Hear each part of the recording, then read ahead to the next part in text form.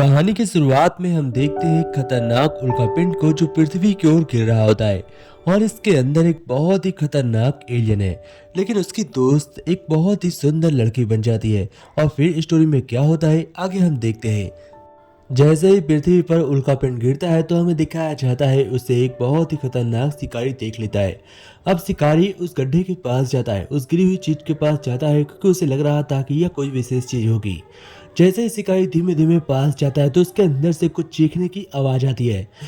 वह बहुत ज्यादा डर जाता है, इसलिए वह अपनी गन निकाल लेता है। लेकिन जैसे ही वह उसके पास जाता है तो गड्ढे से एक जीव निकलता है और उसे मार देता है। फिर हम देखते हैं रानी नाम की एक लड़की को जो उसी मैदान के अंदर घूम रही होती है और उसे दूर से कुछ चीखने की आवाज आ रही थी। बट वह उस पर गौर नहीं फरमाती और चुपचाप स्कूल चली जाती है। इसके भाई का नाम गिल होता है। आगे हमें दिखाया जाता है वह लड़की चुपचाप अपने घर जा रही होती है। तभी उसे रास्ते में फिर से वही आवाजें सुनाई पड़ती है जो उसे रात में आ रही थी। और हमें दिखाया जाता है कि रानी एनिमल से बहुत ज्यादा प्यार करती थी। रानी के घर पर उसकी मॉम, उसके डैड, उसका एक भाई और रानी खुद 4 लोग रहा करते थे। तभी हम देखते हैं रानी फैसला करती है रात में उस जगह पर जाने का जहां से वो आवाजें आ रही हैं। वह उसी जगह रेगिस्तान में जाकर देखती है तो वहां पर उसे एक क्रीचर जंजीर से बंधा हुआ दिखाई पड़ता है। आखिरकार हमें पता चलता है कि उस हिट्समैन ने यानी कि उस शिकारी ने इस क्रीचर को चैन से बांध दिया था। उसके बाद इस क्रीचर ने उस शिकारी को मार दिया, जिसके बाद हमें दिखाया जाता है ये बुरी तरीके से घायल हो चुका है और इसे बहुत ज्यादा चोट लगी होती है। तभी रानी उसके पास आती है और जंजीरों को काट देती है यानी कि खोल देती है और वह एलियन जीव आजाद हो जाता है। बट रानी को नहीं पता था कि अब वह उसके पीछे पड़ जाएगा। वह उससे घबरा कर दूर भाग जाती है और गाड़ी से फौरन अपने घर चली जाती है। रात में वो अपनी मॉम को गले लगाती है और कहती है मॉम मैं बाल बाल बची। वह उसे नहीं बताती कि आखिर उसके साथ क्या हो रहा है। दूसरे दिन सुबह जब वह उठती है तो देखती है घर के बाहर वही क्रीचर छिप कर बैठा हुआ था। वह उसकी ओर ही निहार रहा था। वह उसे बेसमेंट के अंदर छिपा देती है। फिर हम देखते हैं गिल को जो उससे पूछता है और कहता है रात में तुम कहाँ गई थी? क्या तुम किसी से बात कर रही हो? मैं किसी से बात नहीं कर रही थी, मैं किसी भी लड़के से बात नहीं करती हूँ। इसके बाद हमें दिखाया जाता है वह फिर से उसी जगह पर जाती है और हमें दिखाया जाता है उस क्रिएचर को जो उसी गड्ढे में छिप कर बैठा हुआ था। अब वह उसके पास जाती है और उसके लिए कुछ खाने को लेकर जाती है। वहां पर क्रिएचर ने हिटमैन को मारने के बाद बुरी तरीके से तबाही मचाई थी। उसके पूरे कार को उसके शिकारी यानी कि जितने उसने एनिमल को शिकार किया था उन सभी को वह खा जाता है। तभी हम देखते हैं वह वीडियो रिकॉर्डिंग प्ले करती है और कैमरा लगाकर उस एलियन जीव के पास जाने लगती है ताकि अगर उसे कुछ हो जाए तो यह रिकॉर्डिंग लोगों को मिल सके और उसे पता चल सके कि आखिर रानी के साथ क्या हुआ। रानी अपने साथ एक गन भी लाई होती है बट वह एलियन को देखती है। जब एलियन उस पर अटैक नहीं करता तो वह बहुत ही अच्छे तरीके से अपने गन को दूर फेंक देती है। फिर एलियन उसके पास आता है। वह एलियन को देख रही थी और एलियन उसे देख रहा था। दोनों के बीच बहुत ही जल्दी ट्रस्ट बन जाता है। दोनों एक दूसरे पर अटैक नहीं करते और वो जो सेब खा रही होती है वह एप्पल एलियन को भी खाने के लिए देती है।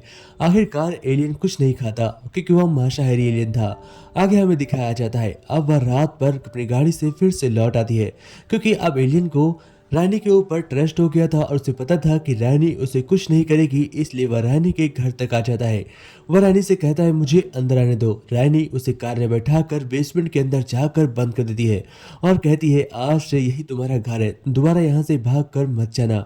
अब एलियन रात में ही हम देखते हैं रानी के मुंह पर अपने एंटीनास को कनेक्ट करता है और रानी के कनेक्ट करते ही हम देखते हैं उसकी पूरी भाषा समझ सब कुछ उस एलियन को समझ आने लगती है, जिसके बाद एलियन और रानी आपस में बहुत ही अच्छी तरीके से बात कर सकते थे।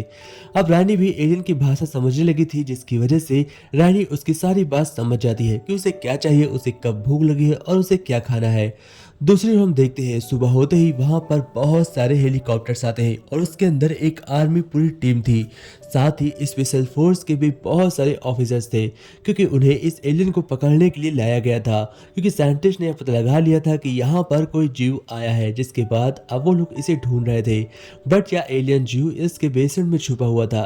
रानी भी अपने परिवार को कुछ नहीं बताती क्योंकि उसे पता था अगर यह एलियन जीव के बारे में आर्मी को पता चला तो वो उसे ले जाएंगे और उसके ऊपर तरह तरह के एक्सपेरिमेंट करेंगे। लेकिन उसके फैमिली में उसका भाई उसे बहुत परेशान करता है और कहता है, तुम रात में कहाँ जाती हो, तुम मुझसे क्या छुपा रही हो, क्या मुझे सच बताओगी?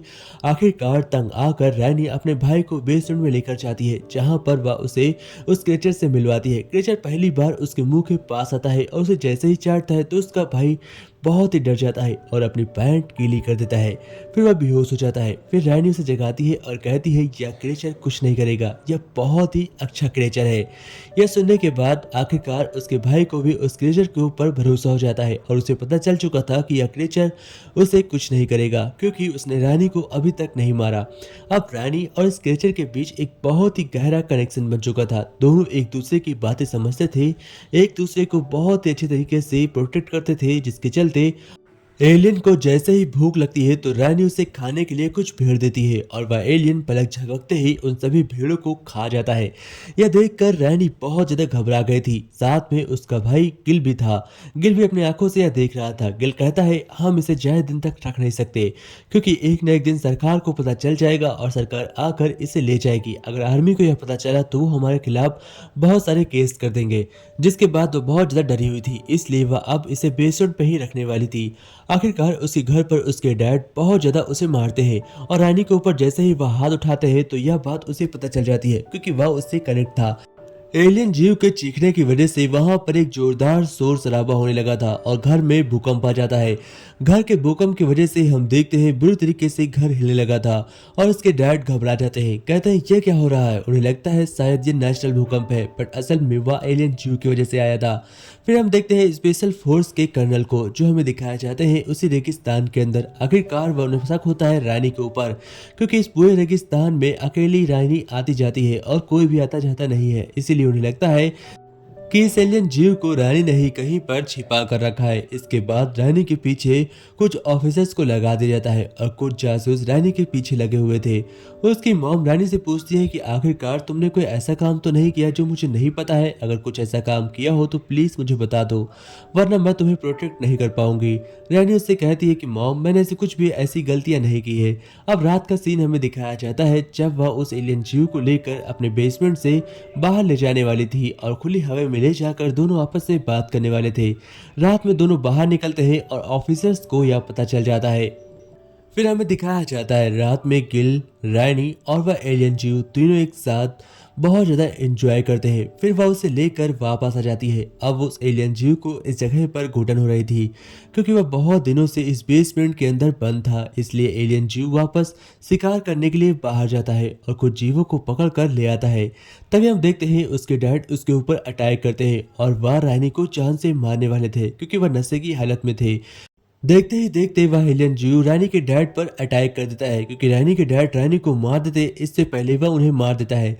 यह बात रानी को बहुत ही बुरी लगती है और वह उस एलियन जीव के ऊपर जोर जोर से चिल्लाती है, चीजों को उठाकर फेंकती है, जिसकी वजह से एलियन जीव उसकी भाषा समझ जाता है और उसे पता था कि रानी उससे नाराज हो गई है, इसलिए वह उसे छोड़कर निकल जाता है। तभी यहाँ पर ऑफिसर आता है और वह रानी को पकड़ लेता है और कहता है, तुमने उस एलियन जीव को कहाँ छुपाया है, हमें बताओ, वरना हम तुम्हें बहुत ज्यादा टॉर्चर करेंगे। वह उसे इलेक्ट्रिक शॉक दे रहे होते हैं। तभी वह यह जानकर, जैसे ही उसे एलियन जीव को पता चलता है, वह भागता हुआ उसे बचाने के लिए आता है, बट वो लोग एलियन जीव को भी पकड़ लेते हैं। फिर वह उसे एक लैब में ले जाते हैं और साथ ही रानी को भी बंद करे हुए थे, क्योंकि उन्हें शक था कि रानी इससे कनेक्ट हो गई है और इसीलिए रानी के ऊपर भी बहुत सारे एक्सपेरिमेंट करने जा रहे थे। अब हम देखते हैं रानी उनसे गुजारिश करती है कि उसे छोड़ दो, वह मासूम और बहुत ही ज्यादा नासमझ है, वह किसी का कुछ भी नहीं बिगाड़ेगा। आगे हमें दिखाया जाता है आखिरकार ऑफिसर यह बात नहीं मानते और रानी के ऊपर एक्सपेरिमेंट करने लगते हैं। यह बात एलियन जीव को पता चल जाती है, क्योंकि यह इससे बुरी तरीके से अब अच्छे तरीके से कनेक्ट हो चुका था। जब इस पे ये लोग वार कर रहे थे तो एलियन जीव को भी दर्द हो रहा था, इसलिए वह इस पूरी जगह को तबाह करने के लिए बहुत ही ताकत जुटाता है। और हम देखते हैं इस जगह पर एक जोरदार भूकंप आता है, यहाँ के कनेक्शंस टूट जाते हैं। आखिरकार दरवाजा तोड़कर एलियन जीव बाहर निकलता है और वहाँ के सभी आर्मी ऑफिसर्स को मारने लगता है। एक एक करके वह बहुत ज्यादा ऑफिसर को मार देता है। बचा होता है केवल कर्नल अकेले। सभी डॉक्टर के मरने के बाद कर्नल फैसला करता है क्यों ना इस एलियन जीव को हमेशा के लिए मार दिया जाए। वह रानी को लेकर यहाँ से जाने वाला था और जैसे ही वह कर्नल को मारने वाला था, तभी हम देखते हैं रानी उसे रोक लेती है, बट यह उसकी सबसे बड़ी गलती थी। तभी हम देखते हैं कर्नल फिर से गन लेकर आता है और उस एलियन जीव के ऊपर अटैक कर देता है पीछे से, जिसके चलते एलियन जीव को बहुत सारी गोलियां लग जाती है। लेकिन इसके बावजूद एलियन जीव वापस जाकर कर्नल को मार देता है और रानी को सेव करता है।